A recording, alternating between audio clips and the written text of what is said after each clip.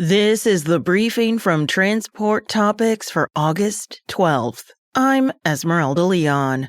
What roadblocks remain in the path to commercial adoption of self-driving technology? Nils Jaeger of Volvo Autonomous Solutions highlights the innovation that's taking place at his company. Catch the latest Road Signs podcast at ttn.ws/episode 173. Now let's dive into the day's top stories.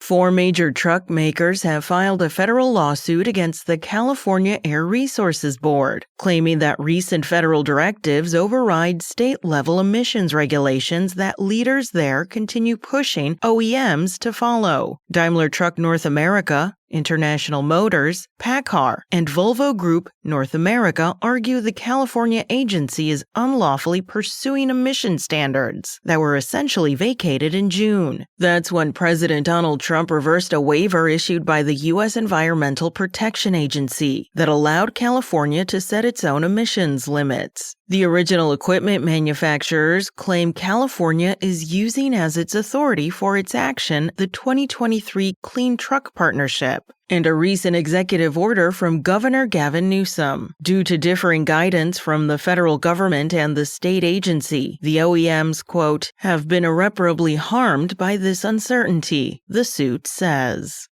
President Donald Trump extended a tariff truce with China for another 90 days yesterday, temporarily stabilizing trade ties between the world's 2 largest economies. The news was originally reported by CNBC, citing a White House official. The truce, which was agreed to in May and saw the U.S. and China agree to reduce tit-for-tat tariff hikes and ease export restrictions on rare earth magnets and certain technologies, was due to expire today.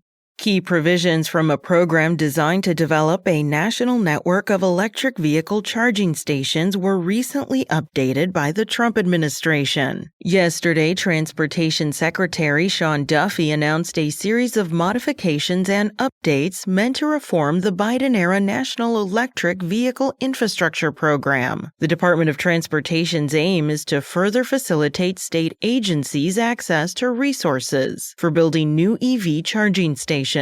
Duffy said, quote, "If Congress is requiring the federal government to support charging stations, let's cut the waste and do it right."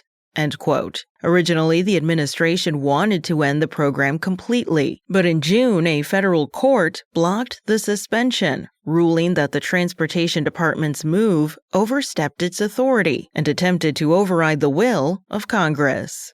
That's it for today. Remember, for all the latest trucking and transportation news, go to the experts at ttnews.com.